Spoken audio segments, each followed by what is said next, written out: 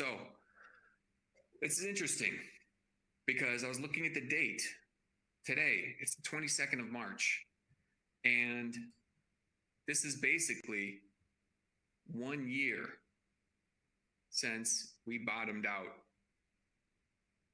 So I pulled a couple different headlines here from the Wall Street Journal. These were all taken really right around the same week. I have a quote or the source there towards just from March of 2020, but it was actually just this week, a year ago, of what was happening in the market. It was scary back then, all the drawdowns that we were seeing. And, it was the fastest bear market in history.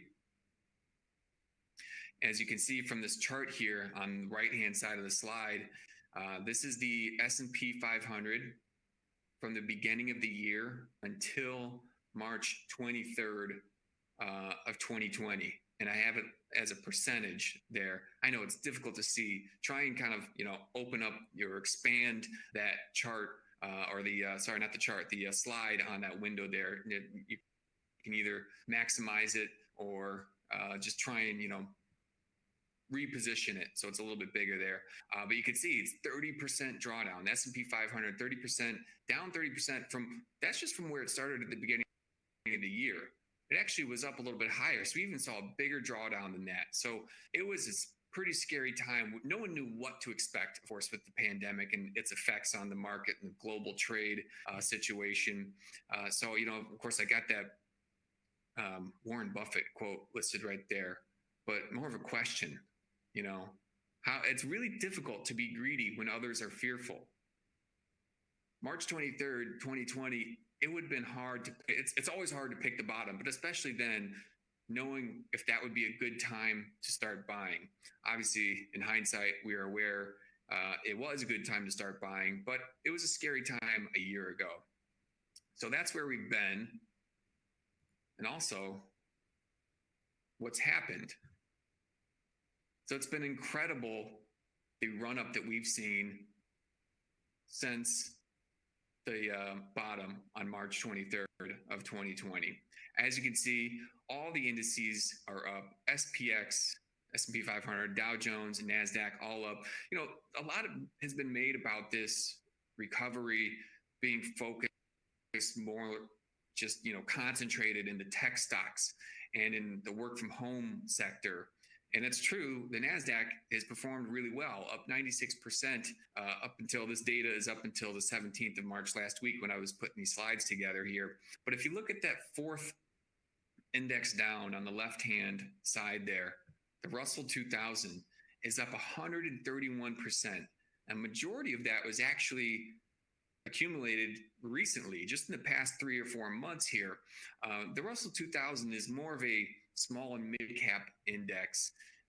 There's growth stocks in there, but there's also value stocks too. It's mostly value stocks, but definitely some growth stocks too, but really has outperformed all of the indices since the bottom last year.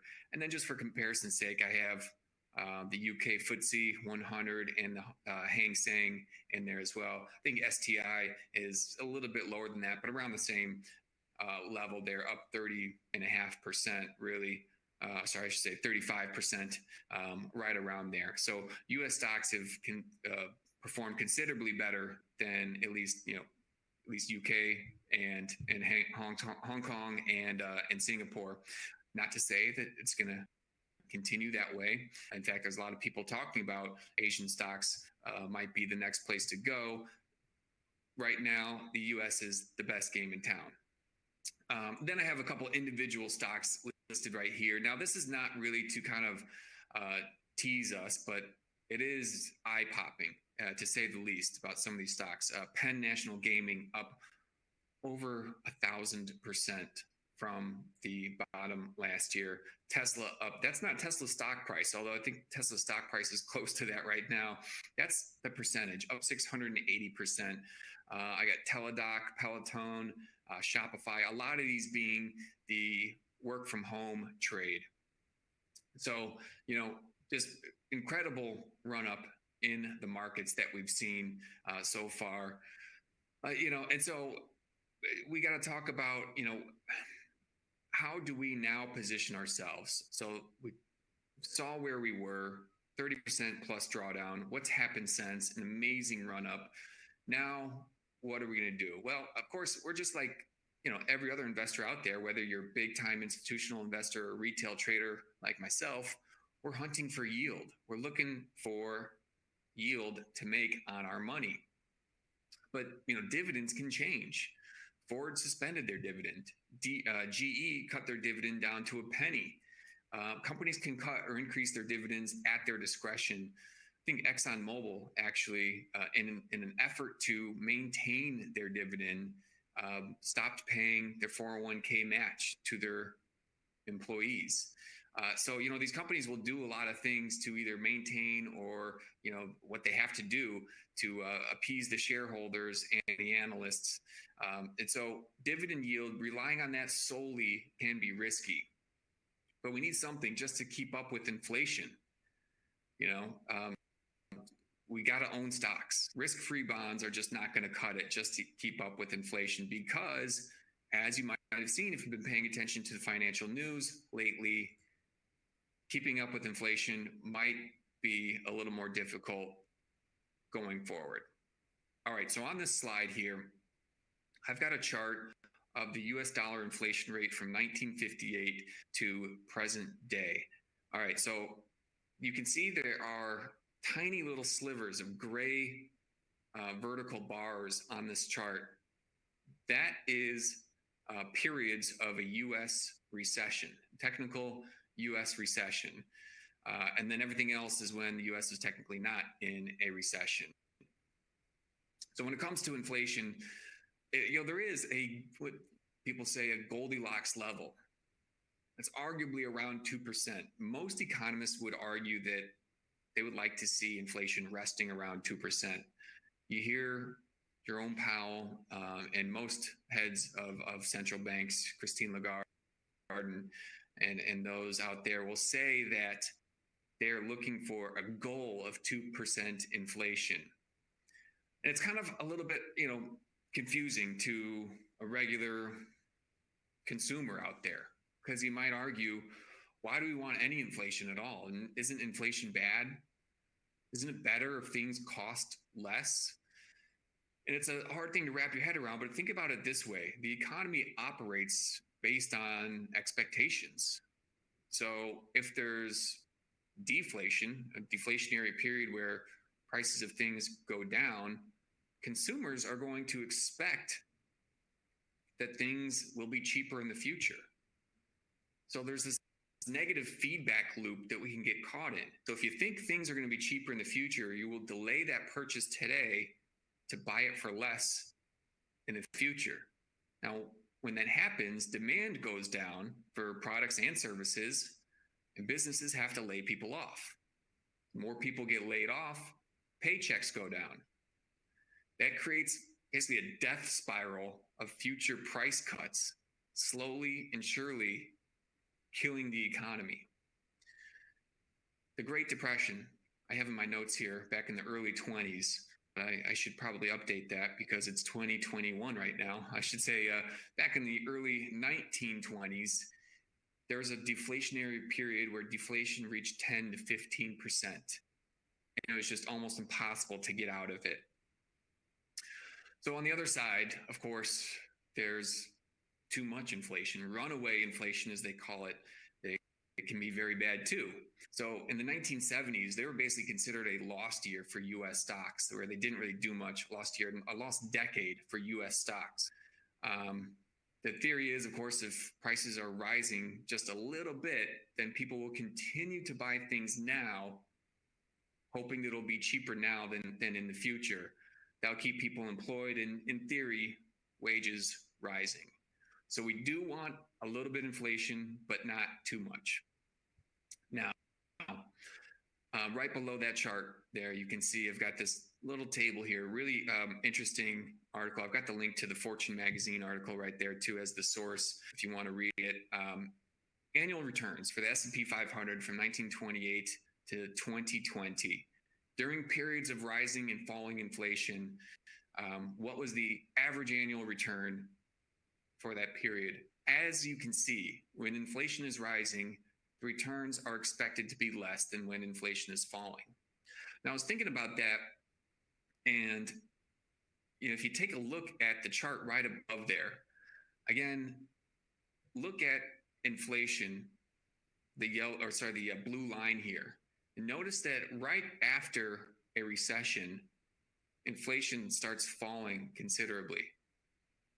Basically, after every of those tiny little gray vertical bars there, which designate a recession, and at the end of that bar, the end of recession, inflation is decreasing. After a recession, stock market typically goes up. The economy and the stock market, they're not the same, but typically, if a recession is over, things are getting better. Stock market should go up. So that's kind of expected there. When you have rising inflation, returns for the stock market likely won't be as good as when inflation is falling. I think the thing to pay attention to probably a little bit more is that other basically line in the sand that we see there. When inflation is over or under 3%. If it's over 3%, expected returns for S&P 500 were just over 6%, where if inflation is below 3%, we're in double digits, around 15% annual returns for the S&P 500. Now, where are we right now? Does anyone know what inflation is, U.S. inflation? It is right around 1.4%. So we're nowhere even near that 3% level. And if you go back to previous times in the past, the previous two recessions here, inflation is much lower than where it was back then. In fact, neither of them were at the 3% level, but much closer to 3% than we're at right now. So again, just something I thought was a interesting thing to look at, because inflation has been a hot topic lately. All right, so where should I invest now? All right. What's everyone piling into? What's everyone rotating into and out of? There's been no other time in my 12, 13-year career in the financial services where family and friends have asked me so many questions and WhatsApp me about, should I buy this or should I buy that, than there has been in the past couple months. It's just, been a hot topic in the past year, especially with the lockdowns, no sports, at least in the U.S. I can really only speak from a U.S. perspective because I'm talking about U.S. stocks right now. And people in the U.S. have been receiving stimulus checks, but they can't really go on vacation. Things have been shut down. They can't go to restaurants. And so some people, not everyone, but some people have had this extra savings built up. And so they've been speculating.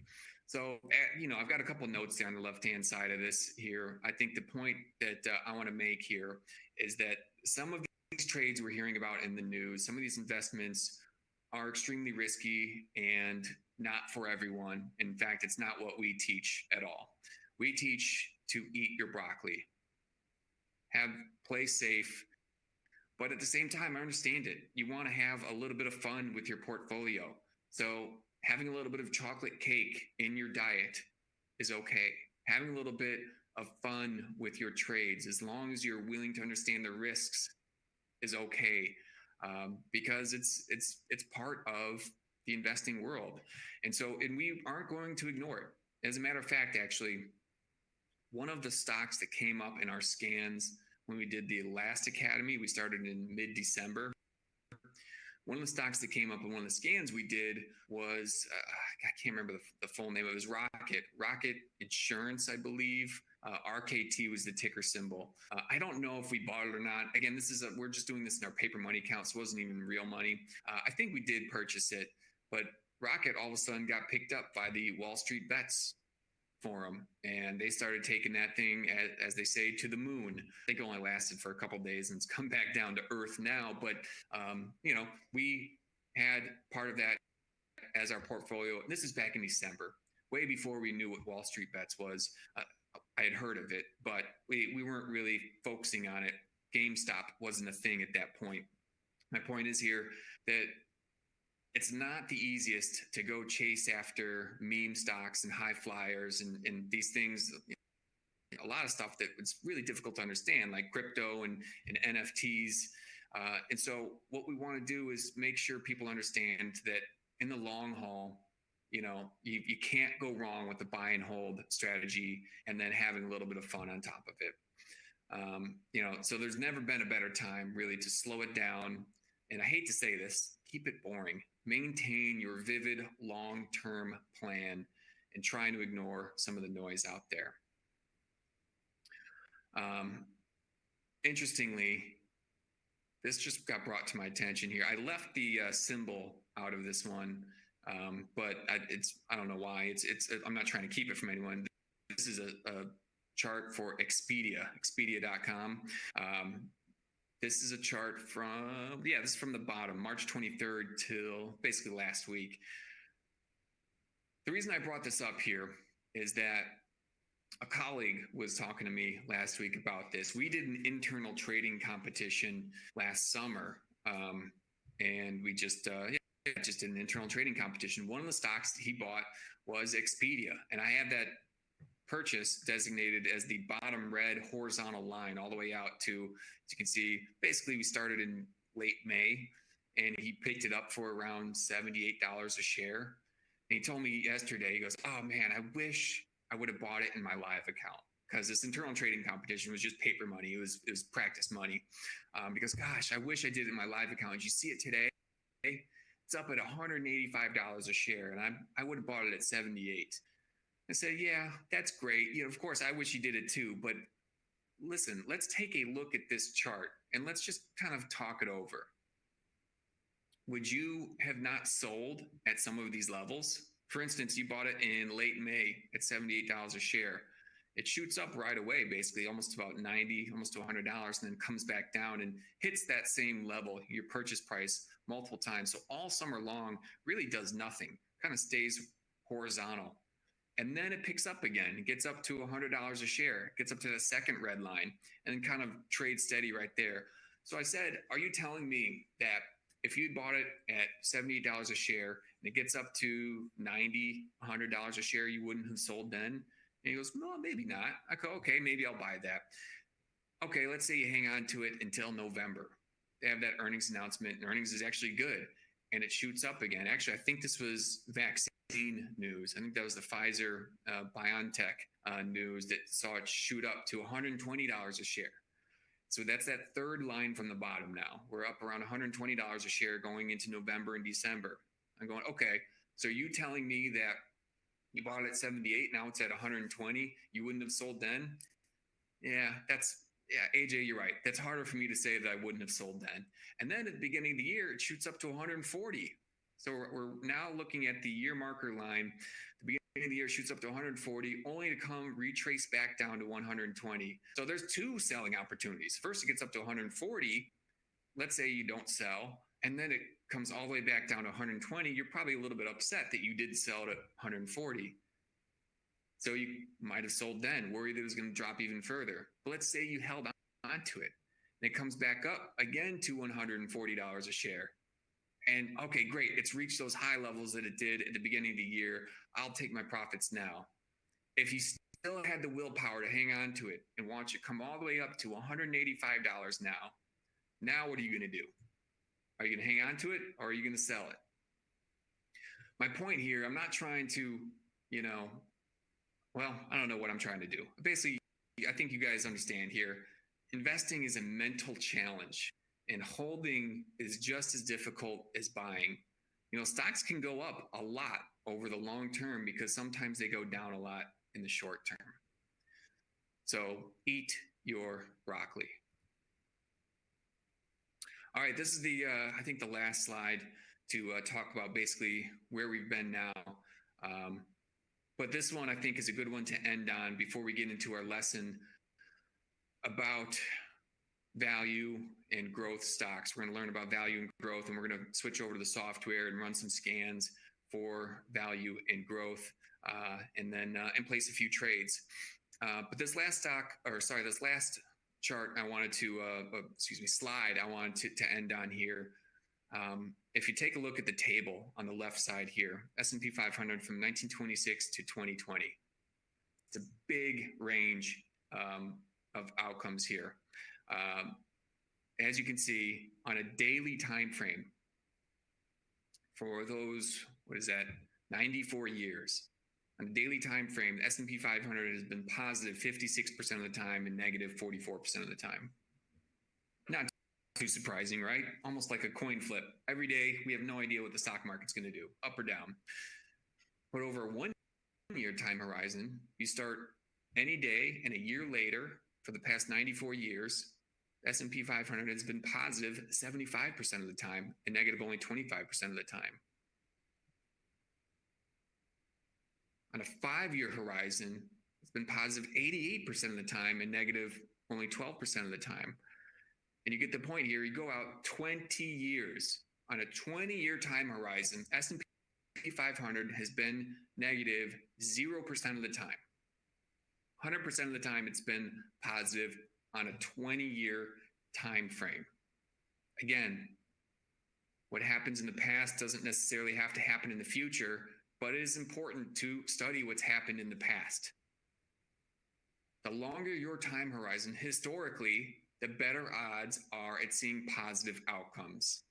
However, again, these positive outcomes don't guarantee a specific rate of return, even over the longer time frames. So the rate of return down there on the chart or the table in the lower left-hand corner here, over a 5-year period, average annual return has been 10%. The worst was down 17%. The best is up 36%. As you can see, 10 years, 20 years, 30 years. The average for all of these, S&P 500, is right around 10 or 11%. Now, you get up to 20 and 30 years, the worst you're going to do is just a marginal increase. But therein lies the problem. The rate of return is not guaranteed. It's not consistent. If it was consistent, there would be no risk and there would be no stock market. We have to get paid for taking on risk, and we're going to take on risk anytime we buy anything. We just hope we're doing it in the right portfolio, right structured stocks, and that's what we're going to learn about. So the point is here, we're not going to be teaching about getting in and out. This isn't a day trading course. This isn't a get-rich-quick course. It's about building a portfolio and planning for a better retirement and a better future. Not just buying stocks and having an investment portfolio, but also trading options. And I'm not talking about being a day trader in options either. We're going to teach option strategies where we can place the trades and not worry about them. Still, of course, I'm glued to my phone at night when I'm laying in bed. If I have to wake up and feed my cat or my baby or whatever it is, I go on the mobile app and just see what my options are doing. But I'm usually getting into positions where I don't have to manage them that closely. I get it. We live on the other side of the world from the US, and it's not easy for us to actively trade all night long. So we're going to teach some strategies where we don't have to do that. Now, this chart on the right-hand side of your screen here is the S&P 500. It's the SPX. It's a 90-year monthly chart. It looks a little bit ridiculous. You might look at that and say, what's the point? There's no point in investing now. Look how much it has shot up recently in the past 10 years. It must be due for a correction. Listen, this is a linear chart, which is probably a little bit deceiving. I probably shouldn't have used this type of a chart. If you go back to the 60s, 70s, 80s even, there are equally large moves to the ones you're seeing in the more recent past few decades. We're looking at a logarithmic scale. You would see actually that the percentage increase more recently has actually been tamer than some that we have seen in the past. So it's not such a vertical shot up on a percentage basis. When we get over to our demo on the charts tab, we will talk about how you can adjust your chart from a logarithmic to a linear scale. All right, let's take a look here at our opening slide. I've spent a lot of time already just on that setup, that intro. Never gone through that. I do a new intro for every one of these academy sessions, obviously, because I do them every 3 months or so, or 4 months, and things change in those 3 or 4 months. So those are always all new, but that one was pretty wordy. So I got to kind of speed through these ones just so we have enough time to at least get started and place a few trades. Again, everyone who's leaving comments, I see there are a lot of Q&As coming through, and I apologize I can't answer them. We definitely don't have time to go through those. I will have someone in here monitoring the Q&A for our remaining sessions, but for you guys who are asking questions, I will email you and we can chat independently like that. Okay, so I like this quote to kind of reinforce what we just learned. Investment success accrues not so much to the brilliant as to the disciplined. We need to have a strategy and be disciplined in our strategy. And I know it's hard, especially because you see people online, and it's so easy now with social media just to see, P&L screenshots of people just, killing it in the stock market and going, what did they do? I'm going to do what they did. That's not the best idea. We should have an idea of what makes sense to us on our investment time horizon, because we all have different time horizons too. I'm pushing 40 years old now, and I wish I had got started when I was 20. When I was 20, I didn't have any money. When I was 30, I barely had any money. I didn't have money to invest back then. But I wish I'd known the basics of it when I was 20, even putting away $100, a year at least, or $100 a month. Anything you can afford really helps, of course, with the compounding. But again, it doesn't matter how old you are right now, when you're getting started, how much money you have right now. It's important to know what your goals are and what you're shooting for, and know what your possible returns can be. So that's what we're going to focus on tonight. All right. So again, this is just kind of give us a basic building block for a portfolio. And the goal is hopefully everyone learns from this and can do it on their own. At the end of the day, with TD Ameritrade, this is still a self-directed account. We don't tell you what to buy or when to buy it, what to sell, when to sell it. This is all going to be your decision, but we want to give you the confidence to be able to go out there and use the platform, use our software to confidently find stocks, find options, and place those trades and manage those trades. All right, so we need to find some stocks to buy. And we hear people talk about expensive stocks and cheap stocks, and there's stocks that are trading for all different prices, but how do we compare them to find out what's inexpensive and what's expensive? We're going to use financial ratios. The two in particular that we're going to focus on the most probably are PE ratio and PB ratio.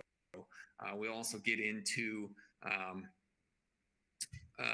return on assets, growth, looking at some of these things from a growth perspective. So value stocks versus growth stocks. Traditionally, growth industries are in the technology sector, pharmaceuticals, consumer discretionary stocks that are picking up when the economy is doing well. And then your value stocks are going to be things like financials and utilities and consumer staples, things that are kind of established companies that aren't really doing too much innovation, but they're pretty solid. And you can count on them for hopefully paying a dividend, hopefully maybe still growing, appreciating in value. But we need to be able to compare these things to find out what's maybe too expensive for us, or maybe not expensive enough in terms of going for a growth sector. So here, I've just got a couple of things here. Of course, how are multiples measured? Price to earnings ratio, like I said, PE, it's a company's stock price divided by their earnings per share. So it can be based on the past 12 months or forward-looking projection. We're going to use trailing 12-month for our scans tonight. And then price to book ratio, price to book value, stock price divided by the stated value of its net assets. So a book value is total assets less intangible assets and liabilities. Basically, on paper, what a company is worth. So there's book value per share, and then there's price per share. And so we'll take a look at that. as a ratio to compare some companies. So again, value investing at its core basically is looking for underappreciated stocks.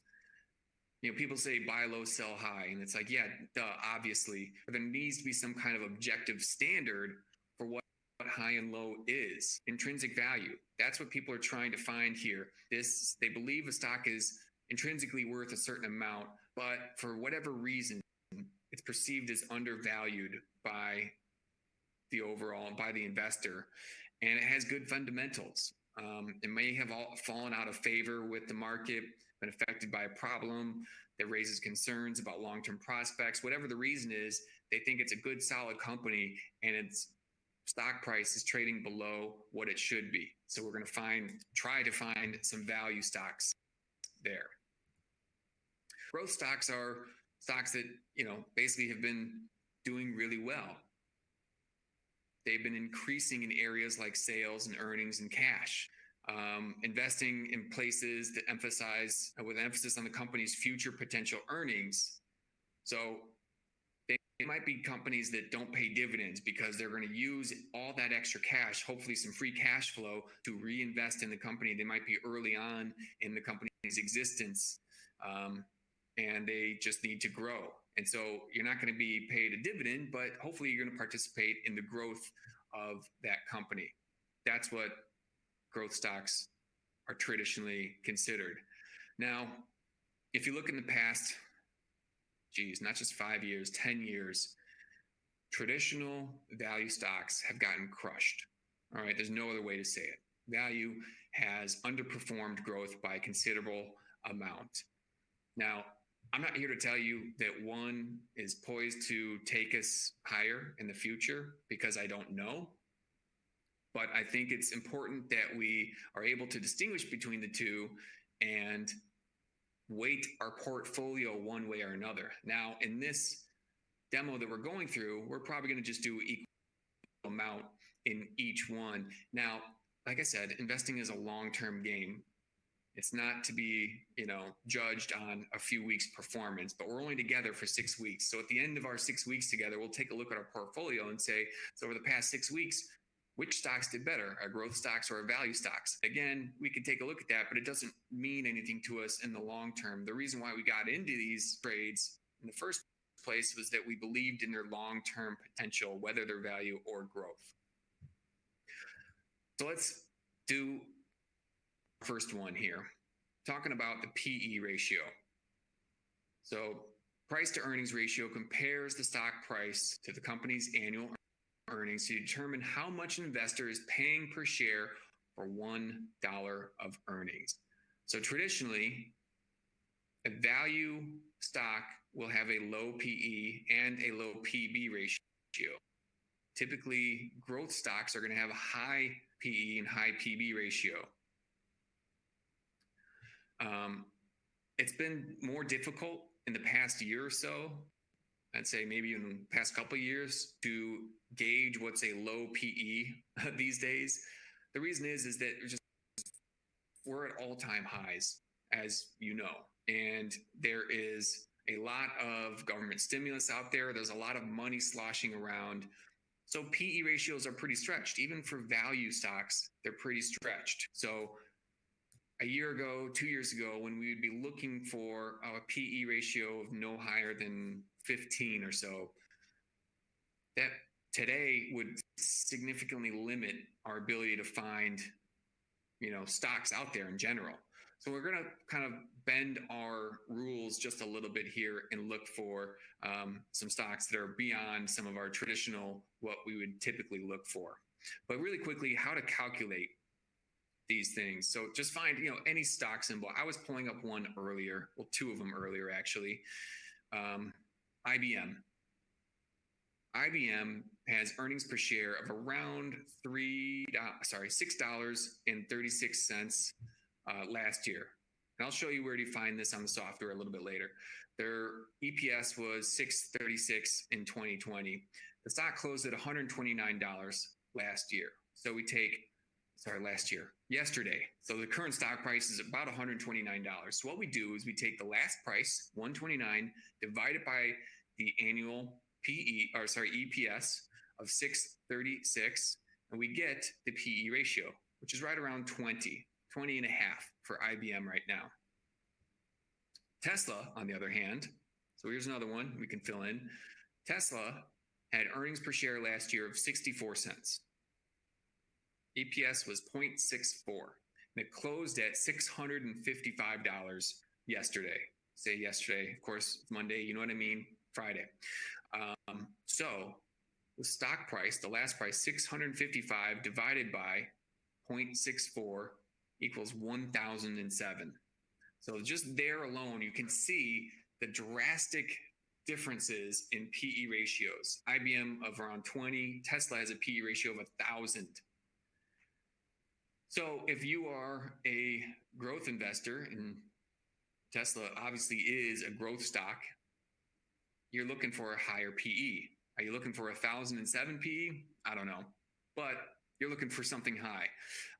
A value investor is looking for a lower PE. Now, you could argue that 20 is not that low of a PE, but I was saying, in the past couple of years, based on interest rates just being so low and cost of money being so cheap, PE ratios are going to be stretched pretty far. So, and IBM is a stock that's, it's a value stock. It pays a dividend. It's been around for a long time. They are trying to, of course, every company's trying to innovate. But when you think of innovation, I mean, the first thing that comes to your mind is probably not IBM, but that's okay. It might be undervalued right now. So we'll get into, again, where to find those figures on the software later. You don't have to do the math. I just thought it was important for everyone to understand how we get to that level there, but the software gives us these levels anyway. Now the PB ratio, again, it's comparing the stock price to the book value to determine how much an investor is paying for shareholders' equity. Again, this is nice and easy. Growth investors looking for a higher PB ratio. Value want a lower one.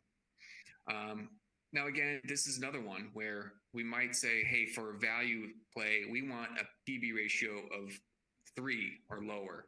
But again, these days it's been harder to find stuff with lower than 3. To give you an example of how this figure works, a PB ratio of above 1 indicates investors are willing to pay more for the company than its net assets are worth. So anything higher than 1, you're paying more than it's actually worth. If there's a PB ratio of less than 1, you're paying less than it's actually worth on paper. You guys might remember, actually, there was, I think, Kodak was a company that was just filed for bankruptcy, but then all of a sudden the stock price started taking off. People were paying more for the stock price than it was actually worth on paper. And so I think, especially with PB ratio, when you see something below 1, it should definitely give you pause as to whether this is a good investment or not.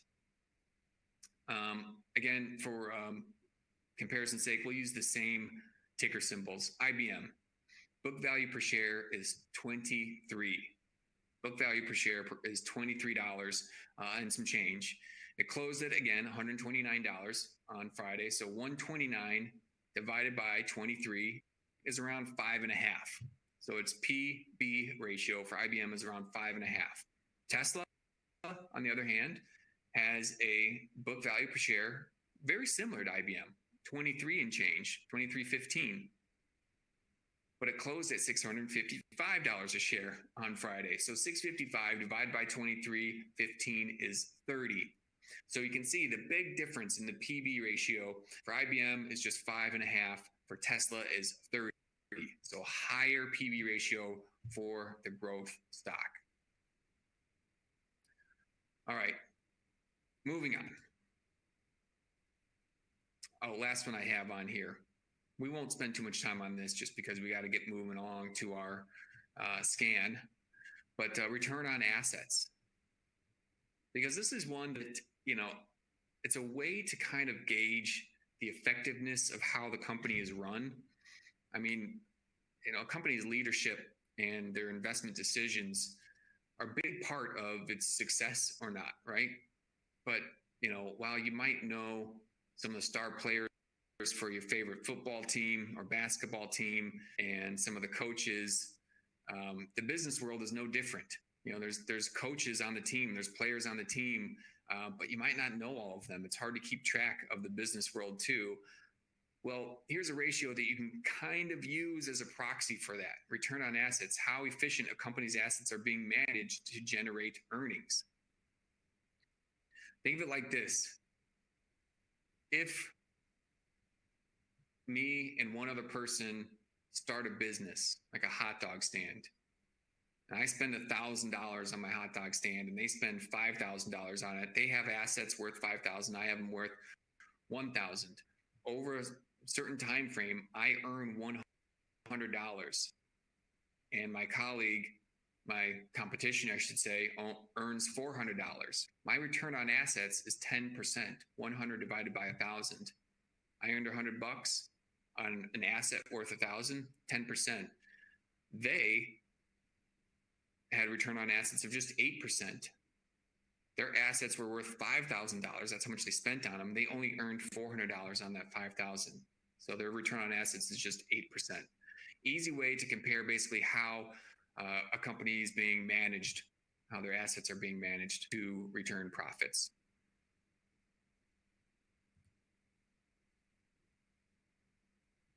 All right. I'm not sure if I have the thresholds. Yes, I do. The animation punched in here. But there are certain thresholds that typical value investors will look for. All right, so we're going to run a scan here in a minute, and we're going to use this to kind of, gauge how we find quote unquote value stocks and growth stocks. So for the PE ratio, looking for 20 or lower. And I might even expand that. Remember, with IBM, they were just over 20. I think IBM could be considered a value stock.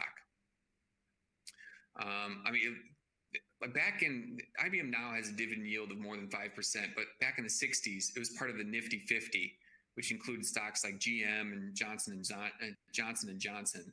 Back then, they were the Apple and Tesla of their day, but they are probably considered more of a value play now.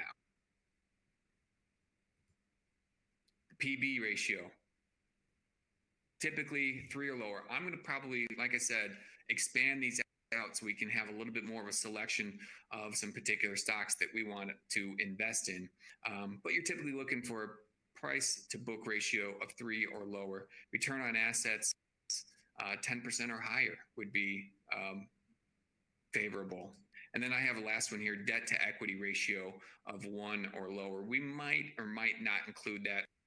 It's basically the company's ability to cover short-term debts. So it's a gauge of the financial strength, debt to equity ratio. Like I said, not sure if we're actually going to include that one in our scan. And now take a look at using technical analysis to find entry points. We don't have time to actually go through this and look at the actual charts here, but these can be real good ways, I think, to time the entry. Timing is extremely hard. We talked about already about timing an exit, but timing an entry, of course, is very difficult too. I like the saying, oh gosh, I can't remember who said it. Someone smarter than me once said, the best time to plant an oak tree was 20 years ago. The second best time is today. All right, so the best time to buy IBM stock, Apple stock, stocks in general, was 20 years ago, but you haven't done it yet. The second best time is today. You can loosely apply that to this scenario, but not at all times. So another time we're gonna bounce over to our charts and be able to kind of watch and look for these things, but we're looking for trending stocks, trending above the 200-day moving average, things that were in that basing pattern that we saw in the last one that break out of that basing pattern. For instance, like IBM right now is kind of in a sideways range right now. We might look for a key resistance level to break out and then purchase it. Another way is for a stock that's been trending down below its 200-day moving average. When it finally breaks above it, could be an indicator for a good time to buy. All right. We don't have much time left at all. Let's bounce back over to our software, place some trades for some value stocks, and then we'll talk about growth stocks and run a growth scan really quickly before we buy some growth stocks. All right. So again, growth investing, we're looking for growth potential. All right. So we're going to use historical growth versus, in combination with analyst estimates here. So revenue growth, earnings per share growth, all important things when we're looking for potential growth stocks. We can also find and use the software to look for analyst upgrades. Anytime an analyst changes the recommendation. But here's what we're a sample scan to run for our growth stocks. Year over year earnings per share growth of at least 15% or higher. Year over year profit margin growth of 10% or higher. Free cash flow per share growth of 15% or higher. And return on equity growth of 15% or higher. Basically, a big increase year over year of all of these things. Ways to find entry points is when certain moving averages, for instance, the 20-day moving average crosses over 5-day, or maybe 50 crosses over 20, 200 crosses over 50, is a good way to look for entry points for our portfolio.